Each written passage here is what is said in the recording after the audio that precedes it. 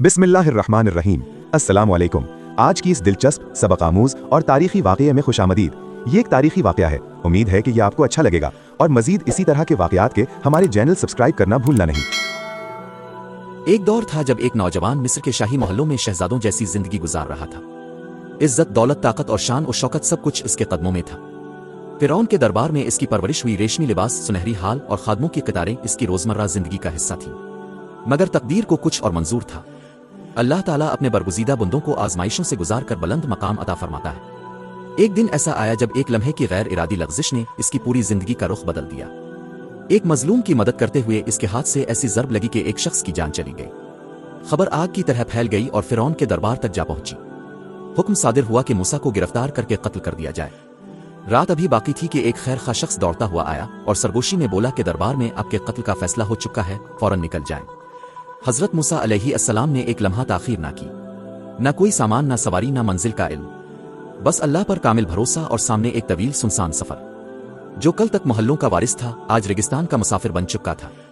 धूप की शिद्दत, प्यास की तपश और भूख की कमजोरी ने जिस्म को निढाल कर दिया, मगर दिल में शिकायत न थी, क्योंकि ईमान था कि जिस रब ने यहां तक पहुंचाया है वही आगे भी संभालेगा। कुरान हमें बताता है कि आप मदीन की तरफ रवाना हुए, एक ऐसी सरजमीन जहां कोई पहचान न थी। कई दिन और रातों की मुसाफत के बाद जब आप मदीन के करीब पहुंचे तो एक कुनवे पर अजीब मंजर देखा। चंद चरवाहे अपने जानवरों को पानी पिला रहे थे और एक तरफ दो बाहिया लड़कियां खामोशी से इंतजार कर रही थीं। हजरत मूसा अलैहिस्सलाम ने करीब जाकर पूछा कि तुम पानी क्यों नहीं पिलाती?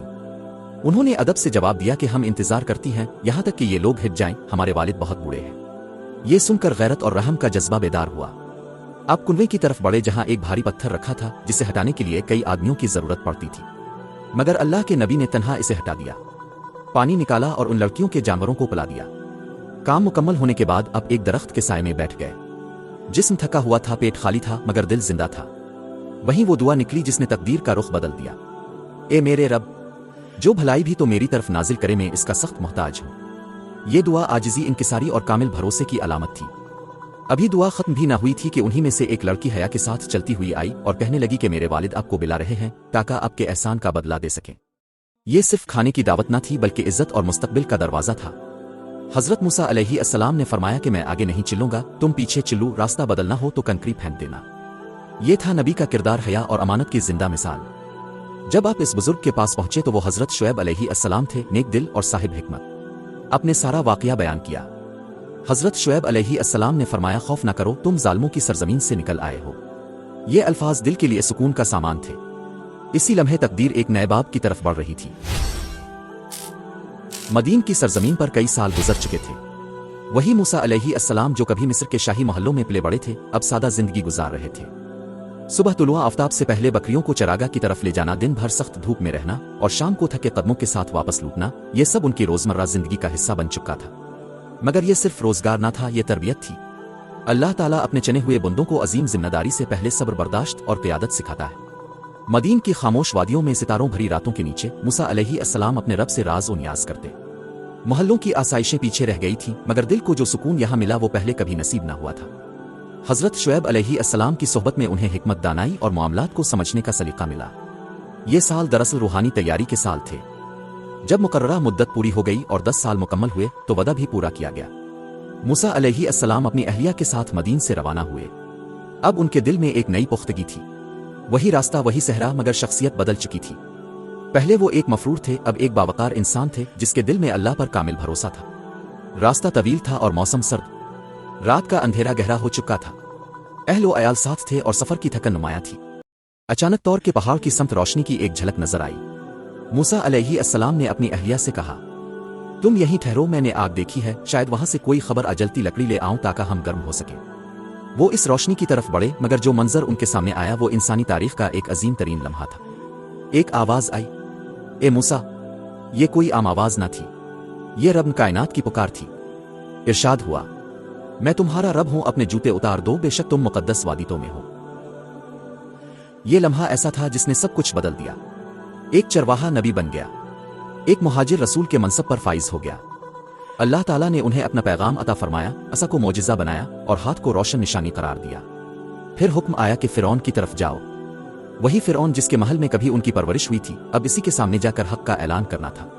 ये आसान ना था।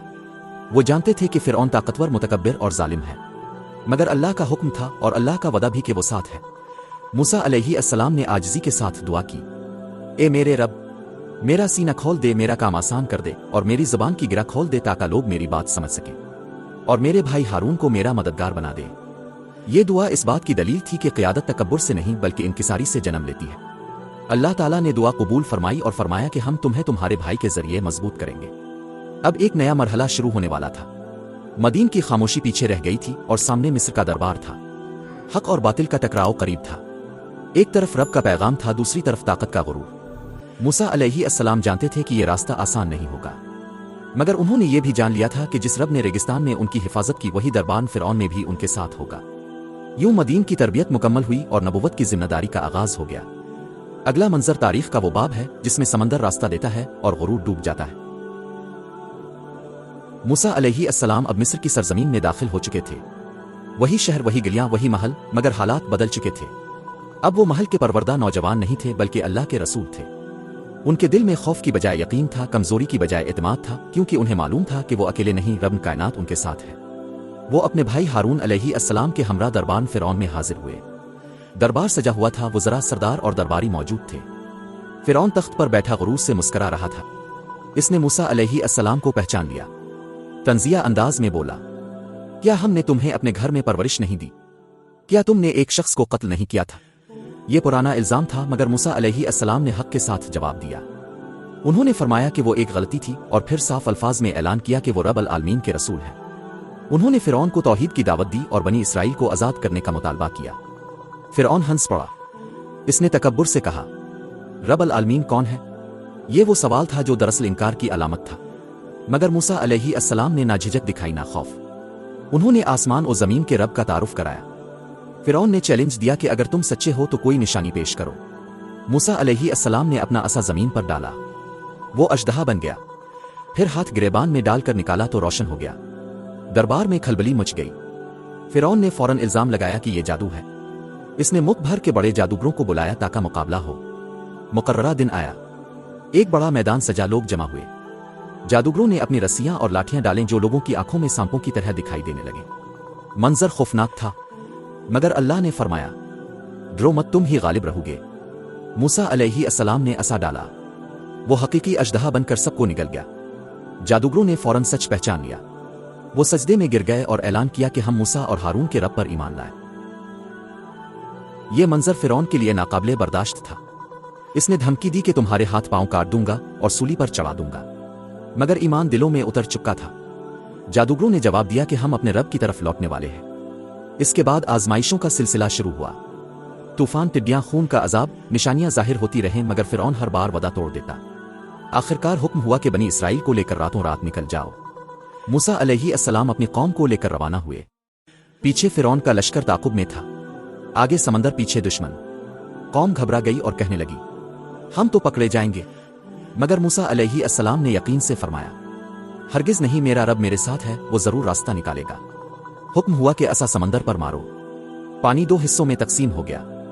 दरमियान में खुश्क रास्ता बन गया। बनी इसराइल गुजर गए।